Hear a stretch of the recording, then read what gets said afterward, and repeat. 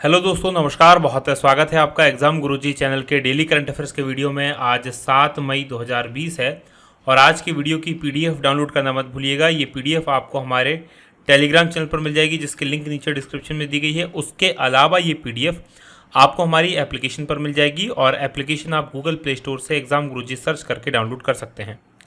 आगे बढ़ेंगे, बात करेंगे हमारी टेस्ट सीरीज के बारे में। एमपीपीएससी प्री 2020 के लिए टेस्ट सीरीज 499 रुपये में अवेलेबल है। मध्य प्रदेश की सबसे बड़ी टेस्ट सीरीज है। 1000 से ज़्यादा लोग इसको डाउनलोड कर प्राप्त कर चुके हैं अभी तक। 125 टेस्ट इसमें आपको मिलने वाले हैं और आपने अगर हमारे नोट्स लिए हैं तो उनके लिए 399 रुपये में ये अवेलेबल है टेस्ट सीरीज। इसके अलावा हमारे प्रिंटेड नोट्स अभी भी आप बुक कर सकते हैं 998 रुपये में। इसकी पीडीएफ आपको तुरंत मिल जाएगी और इसके अलावा ये नोट्स जो है लॉकडाउन के बाद आपके घर पहुंच जाएंगे।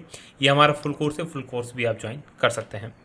आगे बात करेंगे थॉट ऑफ द डे की। आज का जो हमारा मोटिवेशनल पावरफुल थॉट है कि अगर ज़िंदगी में सुकून चाहते हो तो लोगों की बातों को दिल से लगाना छोड़ दो।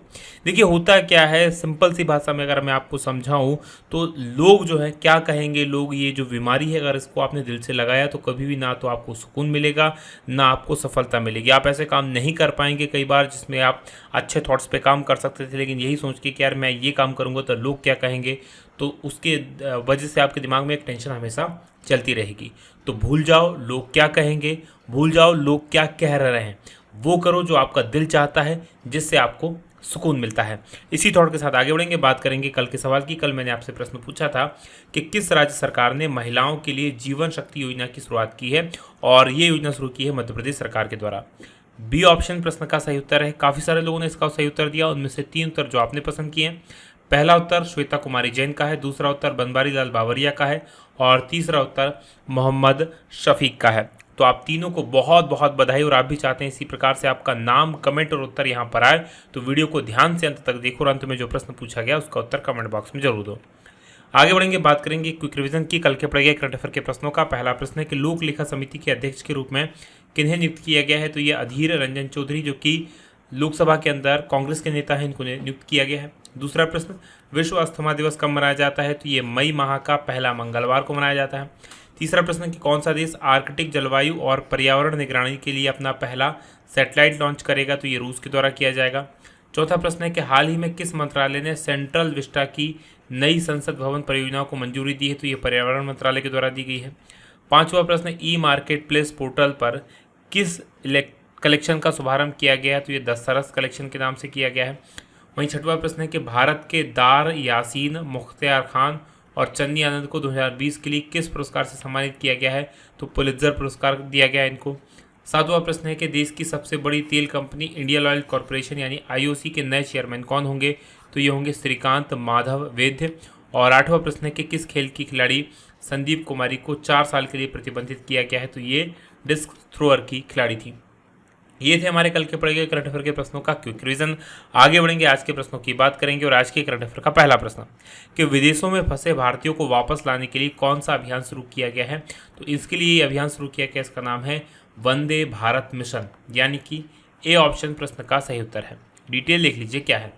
तो विदेशों में जो भारतीय फंसे हुए हैं कोविड-19 की बीमारी के कारण, दुनिया भर में लॉकडाउन चल रहा है और हवाई यात्राएं बंद है, तो ऐसे में जो भारतीय विदेशों में फंसे हुए हैं उनको वापस लाने के लिए सबसे बड़ा अभियान एक चलाया जा रहा है, इसका नाम है वंदे भारत मिशन। ये शुरू किया जाना है और इस मिशन के तहत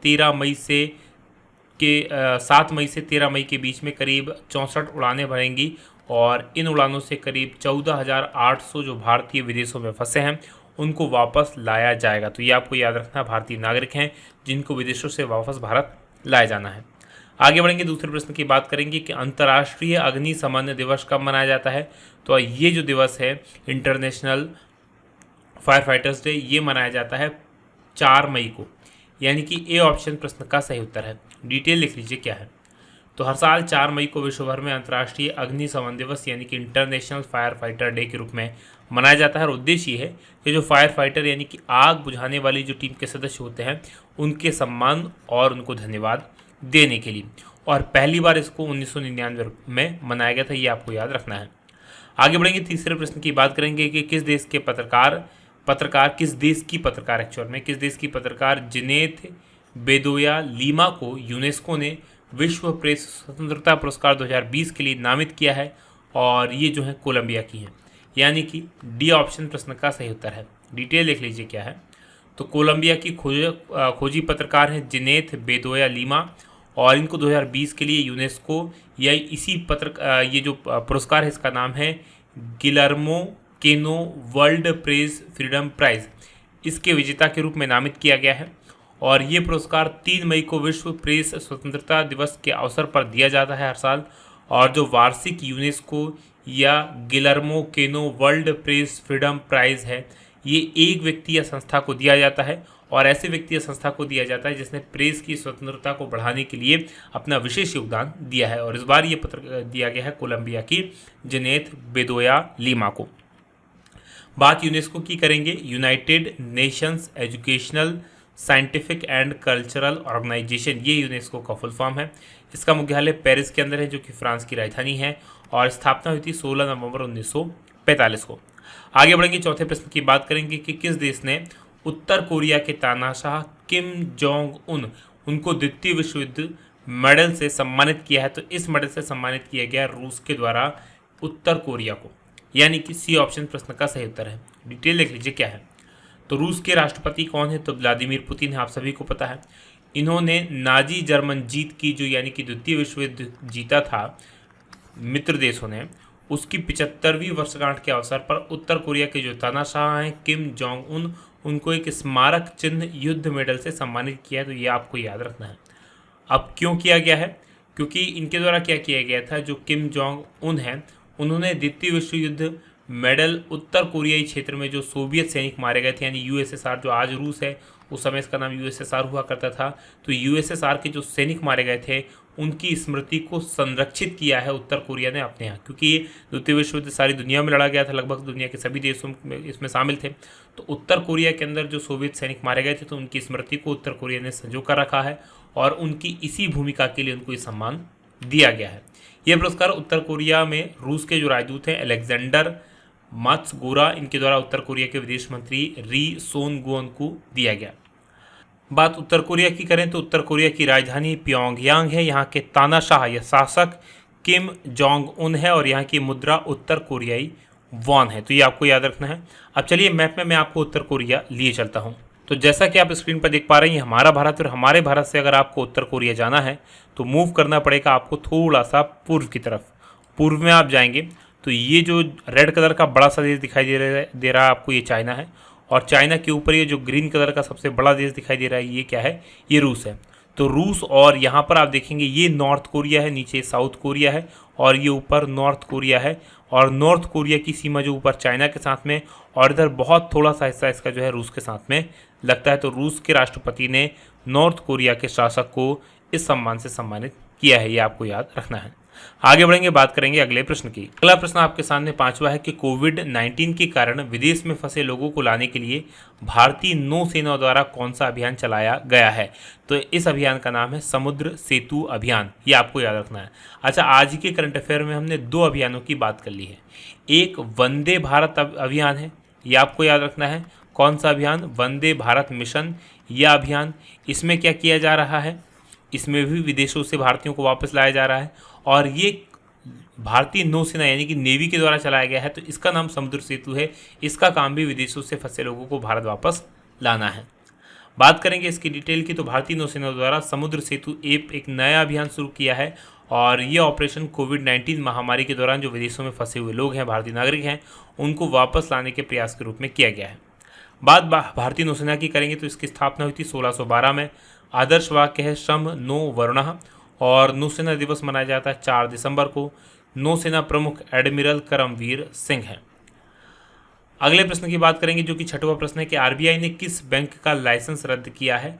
और इस बैंक का नाम है सीकेपी कोऑपरेटिव बैंक लिमिटेड, यानी कि ए ऑप्शन प्रश्न का सही उत्तर है। डिटेल लिख लीजिए क्या है। तो जो आरबीआई है उसने मुंबई का एक बैंक है सीकेपी कोऑपरेटिव बैंक लिमिटेड, इसका जो लाइसेंस था उसको रद्द कर दिया है। और आरबीआई ने पूंजी संबंधी जो न्यूनतम अनिवार्यता है उसको पूरा नहीं कर पा रहा था ये बैंक, और इसी के कारण इस बैंक का लाइसेंस रद्द करने का निर्णय लिया है। आरबीआई का ये जो फैसला है वो 1 मई से प्रभावी हो गया है। बात आरबीआई की करेंगे तो 1 अप्रैल 1935 को इसकी स्थापना हुई थी। मुख्यालय इसका वर्तमान में मुंबई में है और गवर्नर शक्तिकांत दास हैं। अगले प्रश्न 7वां है कि अमेरिका ने किसे IBRD इसके प्रतिनिधि के रूप में नामित किया है? तो इसके प्रतिनिधि के रूप में नामित किया गया है अशोक माइकल पिंटो को, यानी कि बी ऑप्शन प्रश्न का सही उत्तर है। डिटेल लिख लीजिए क्या है। तो अमेरिका के राष्ट्रपति हैं डोनाल्ड ट्रंप, उन्होंने भारतीय मूल के एक अमेरिकी नागरिक हैं अशोक माइकल पिंटो, इनको अंतर्राष्ट्रीय पुनर्विचार और विकास बैंक यानी कि IBRD इसके प्रतिनिधियों के रूप में नामित किया गया है। तो ये आपको याद रखना है, अशोक माइकल पिंटो को। इनका कार्यकाल 2 साल का होने वाला है और ये एरिक बैथल का स्थान इस पद पर लेंगे। IBRD की बात करें तो विश्व बैंक की एक ऋण प्रदान करने वाली संस्था है IBRD और इसकी स्थापना भी 1944 में हुई थी। 8वां प्रश्न है कि राष्ट्रमंडल युवा खेल कब तक के लिए स्थगित किए गए हैं? तो इन खेलों का जो स्थगन हुआ है वो हुआ है 2023 तक के लिए, यानी कि सी ऑप्शन प्रश्न का सही उत्तर है। डिटेल लिख लीजिए क्या है। तो 2021 की जो राष्ट्रमंडल युवा खेल है उनका आयोजन 2021 में होना था, लेकिन अब वो आयोजन 2023 में यानी कि 2 साल बाद तक के लिए स्थगित कर दिया गया है। क्यों किया गया ऐसा? क्योंकि जो टोक्यो ओलंपिक है उसके साथ इसकी तारीखों का टकराव हो रहा है। राइट, 17वें राष्ट्रमंडल युवा खेल जो है वो 1 अगस्त से लेकर 7 अगस्त 2021 के बीच में टोबैको और त्रिनाद में आयोजित किए जाना था। राइट, तो ये आपको याद रखना है। अब ये कहाँ पर आयोजित किया जाएगा तो ये इसका निर्णय बाद में लिया जाएगा, लेकिन फिलहाल 1 साल के लिए इसको टाल दिया गया है। इसका जो आयोजन किया जाता है वो राष्ट्रमंडल खेल महासंघ के द्वारा किया जाता है। ये था आज का हमारा पूरा करंट अफेयर। अब बात करेंगे आज के सवाल की। आज का हमारा सवाल है कि हाल ही में दिए गए GI टैग में कौन सम्मिलित नहीं? तो कमेंट करके बताना कि इनमें से कौन सा जो टैग है वो GI टैग उस संबंधित वस्तु को नहीं दिया गया है। तो काफ़ी सारे लोग इस प्रश्न का उत्तर देंगे और वीडियो को शेयर करना मत भूलिएगा। आज की बात करेंगे यहीं समाप्त। आप लोगों का बहुत बहुत धन्यवाद। जय हिंद, जय भारत।